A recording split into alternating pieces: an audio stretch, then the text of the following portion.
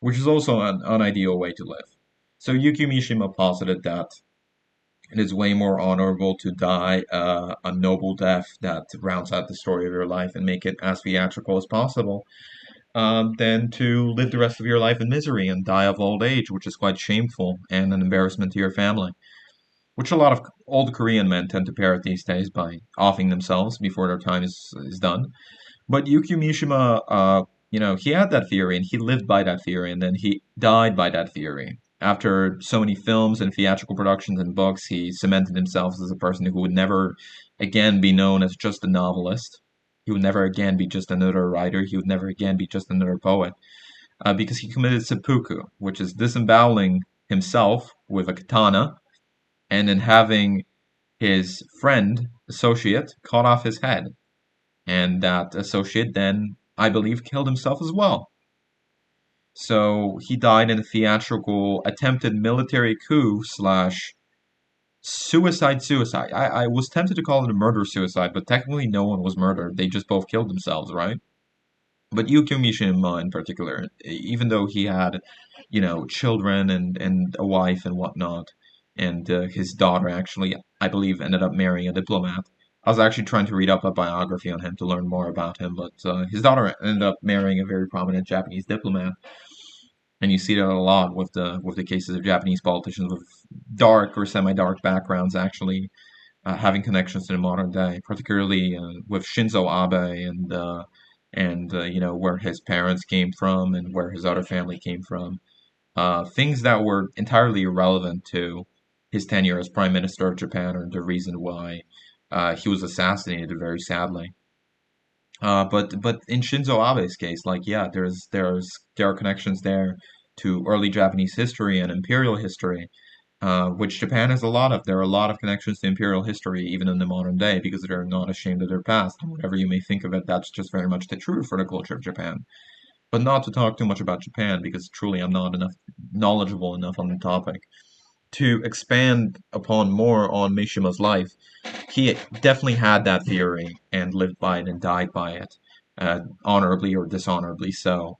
That the most honorable way to die was by your own hand, once you have achieved something great, or in war, or to go to Valhalla, and that in the very early years of your life, it's just this mushy mess. And when you're a kid, you're a dumbass, and you only learn how to interpret the world, and you only truly understand how to interpret it at a later age, and then you come face to face with the fact that the universe is very cold and uncaring. And even though things like love may lift us up to a deeper, higher level, we may think more of ourselves. And once we realize that we are loving creatures, we're people who are capable of love. We are people who are capable of looking at nature and the stars and making greater meaning out of it. And maybe that is the true beauty of being human, which Mishima truly did notice as a nature lover and a cat lover and a lover of all things physical rather than metaphysical. Yukio Mishima did notice all of that, but instead, in the very end, he inferred that it is far more honorable for a man to die young, in an act of glory, rather than to die old and shameful. And that is a very Eastern way of thinking, and perhaps it is not Buddhist in nature, but it is very spiritual and maybe even somewhat Shintoist in nature, as Mishima claimed to be, along with being an ultra nationalist. So I've been diving a lot into that, and I've been thinking a lot about the idea that when you are very young, you very rarely have a self-conception of who you are, and you develop that self-concept later on. And I think that self-concept applies very neatly to me and my work because it was only up until, a later time when I truly became acquainted with, who I aspire to be, who I think that I am. And this rejection of ideas, this rejection of talking, this embrace of the physical is very much something that Mishima talked about in Sun and Steel. And I think that it applies to me in many ways because, again, as I said, I'm the type of guy that talks a lot. But when I hear a lot of other people talk a lot, not because I think what they have to say is uninteresting, I think everything that, you put into a certain context is going to be interesting in one way or another.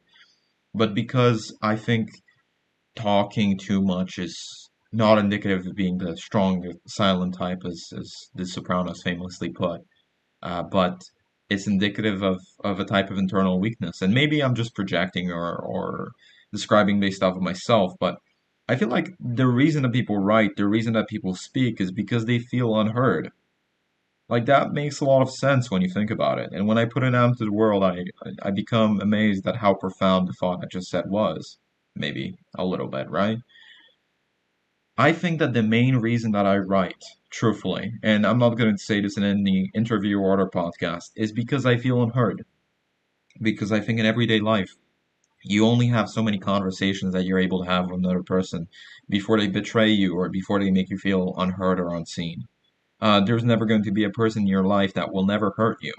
It's the hedgehog paradox, as famously parroted in Neon Genesis Evangelion, where two hedgehogs cannot get too close to one another without hurting each other with their sharp spikes. And that is inevitably something that happens. So, with the hedgehog paradox, the annoying thing about it is it very much applies to humans. Someone is going to hurt you at some point, and how many of your thoughts can you trust them with? How many of your innermost deliberations can you trust to not be recontextualized in the context of what they're thinking, in the context of how they view you? How many of your thoughts can you trust that they're going to see as you see them?